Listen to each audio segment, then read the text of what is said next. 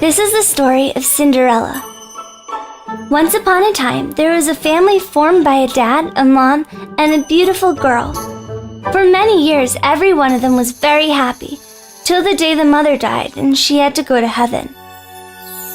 After a while, the father remarried with a very mean lady who became the girl's stepmother. A little while after that, the father also died, and the girl had to live with her stepmother and her 2 daughters.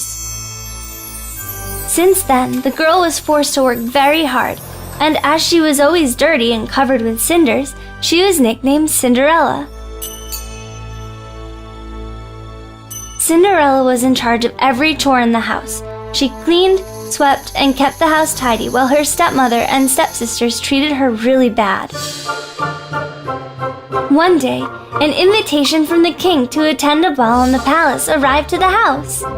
Every family on town had to attend, since it was time for the prince to get a girlfriend. The stepmother dressed her 2 daughters with beautiful dresses for the ball and sent Cinderella to do more house chores. Cinderella swiftly finished all the chores she was sent to do, but when she finished, it was already too late. Everyone had gone to the ball, so she sat on a stool and cried in despair. Suddenly next to her appeared a fairy who greeted her kindly. "Hello, Cinderella. I am your fairy godmother. Why are you so sad?" And Cinderella replied, "Because I couldn't go to the ball and I've got nothing to wear." Then the fairy cast a spell and dressed Cinderella with a beautiful dress and turned a pumpkin into a carriage, turned the dog into a person, and she turned the little mice into horses. And just before the girl was off to the ball, she said, "Cinderella, you must remember that you have to come home at midnight, because the spell will break down then, and everything will go back to normal." Cinderella arrived at the palace, and everyone looked at her in astonishment. The prince asked her to dance and fell in love with her.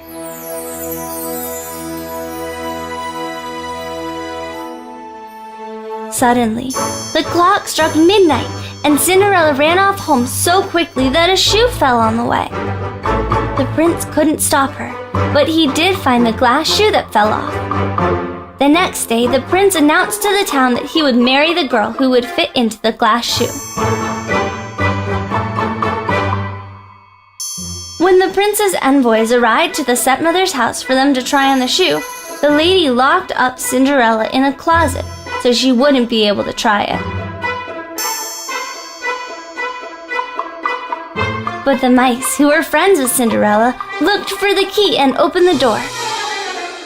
Then, when Cinderella finally was going to try the shoe, the stepmother broke it. Cinderella searched for the other shoe, and when everyone saw it, they realized that she was the girl at the ball. The envoys took Cinderella to the palace,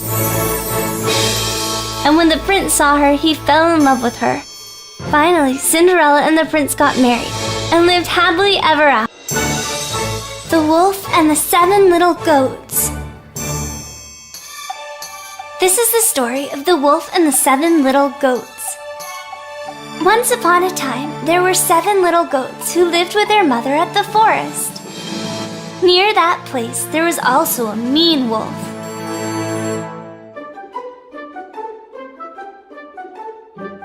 One day, their mother went out to look for food, and she left the 7 little goats at home alone. When the wolf realized that the little goats were alone, he went running to the house, knocked at the door, knock, knock, knock, and said, "Let me in, little goats. Mama is back and she brought food." The little goats peeked from beneath the door, and when they saw the wolf's paws, they realized that it wasn't their mother. Then the little goats replied, "No, we won't open the door because you are a mean wolf who's gonna eat us." The wolf got angry and began to think how he could get inside the little goat's house. So he decided to cover their paws with flour so they would look as white as the goat's legs. Then he came back, knocked at the door, knock, knock, knock, and said, "Little goats, let me in! Mama is back and she brought food!"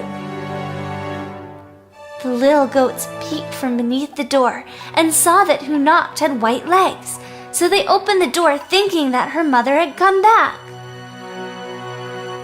Then the wolf chased the little goats. He ate all the goats that he could find and ran into the woods.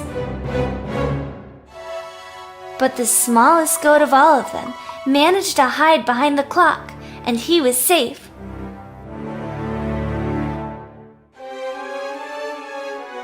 When Mama Goat came back, the little goats ran off their hiding place to tell her how the wolf had eaten all of his little brothers. Mama got very angry. She took a pair of scissors and went with the little goat to look for the wolf. On the forest, there was a lake, and they found the wolf there, sleeping without suspecting anything.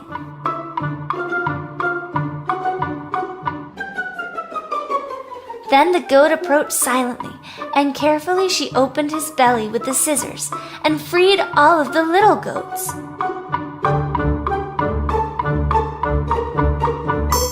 After that, she put a lot of rocks inside the wolf's belly and sewed it with a needle and thread.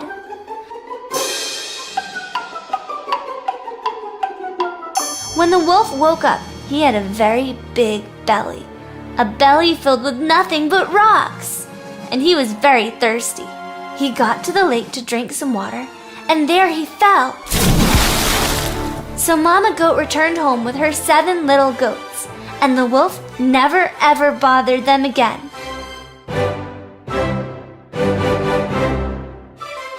The end.